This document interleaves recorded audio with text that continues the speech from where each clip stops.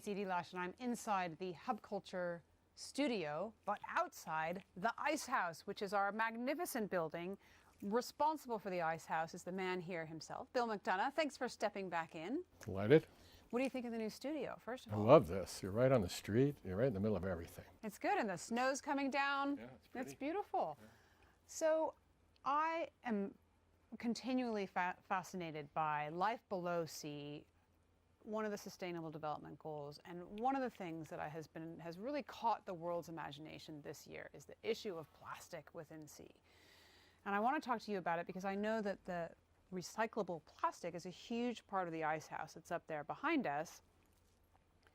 And part of it is what happens when plastic comes to the end of its use in the thing for which it was originally created. I know you've been working on that, so tell me a little about that. Well, I think the important thing is what you just said when you said end of its use. Mm-hmm. You didn't say end of its life, Right. which is a really important distinction because we call these technical nutrition for the future. Mm-hmm. It's really something that gets reused. It doesn't have an end of life. That's part of the issue when it ends up in the ocean. It's a durable form of carbon in the wrong place, at the wrong dose, in the wrong duration. So that's why we have to really think about plastics and how to redesign them for the future so they have intergenerational benefit. So we're looking now at plastics that can biodegrade perfectly to carbon, hydrogen, oxygen, all the way, not into tiny bits of plastic, which is part of the problem in the oceans. Yep, the microplastics. The microplastics. But also we're looking at how to have an economy that can cycle these plastics perpetually without letting them go fugitive. So I love that idea of fugitive because it means it escapes. It escapes the use that it had, and it's out there not being a good thing. I called it a new language of carbon and did an article in the journal Nature on this, and basically said that when somebody says being carbon negative is a positive, that means the carbon itself must be negative because we keep thinking of CO2 in the atmosphere, Right. or methane. The problem is it's not the carbon that's negative because we are carbon. It's the human behavior that's negative. So if we characterize the carbon, we have atmospheric carbon made by humans as a problem. It's fugitive carbon. It's too much.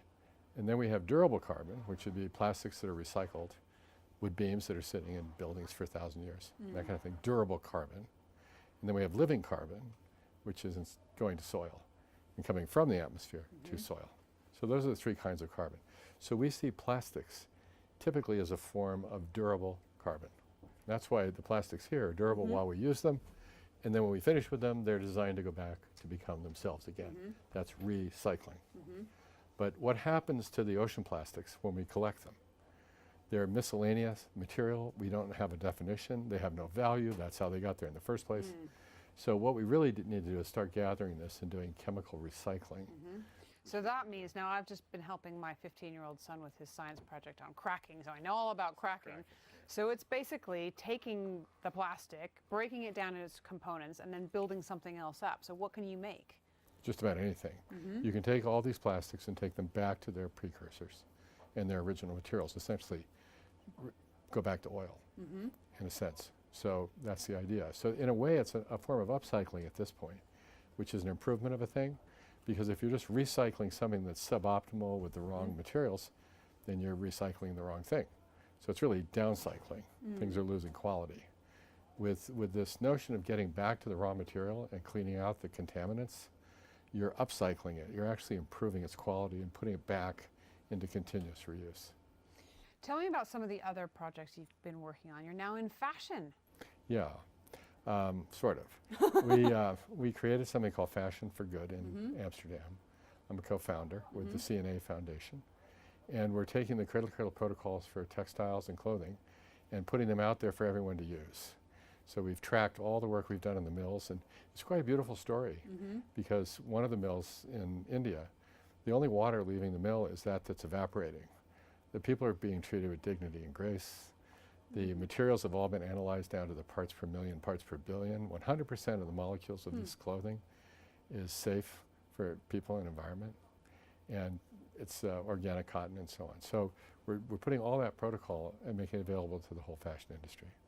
That's extraordinary, and you're doing it with what's normally known as a fast fashion brand. Exactly. So we have a €7 T-shirt that is is, for all intents and purposes, the perfect piece of clothing. So simple. It's nice. Incredible. So what's next? Just more training of people and engaging with young people everywhere on this, because they're very excited about it. And it's fun to see Cradle to Cradle being taken up by so many people around the world. So, do you feel like it has gotten more of an acceptance in terms of in the usage and what people use with the Sustainable Development Goals? I think so. It's obviously always feels incipient when you're the founder of something. So right. it's a 25-year overnight sensation. You know. So, but it is fun to watch it getting picked up by people everywhere. And I know that the ice house structure, you've now been able to replicate something like it in Colombia. Is that right? Right. We're doing a university, UEAN, for Bogota, and it's a school for entrepreneurs, people that were starting up small, medium enterprises, using Cradle to Cradle Foundation for the development of new companies. And there are 18,000 students. So, incredible. Yeah, that's under construction now. Great, and the outside of the building is all with this? The building is a brick, a local brick skin, covered with the Wonder Frame, like the ice house, as a trellis that holds these beautiful colored triangles, because Colombia is a place full of color and delight. So the building actually looks like a big tree shimmering in the sunshine. I love it. Well, I'm going to have to come see it. Yeah, me too. Bill, thank you so much for stopping by the studio here at Hub Culture, and I'm Edie Lush.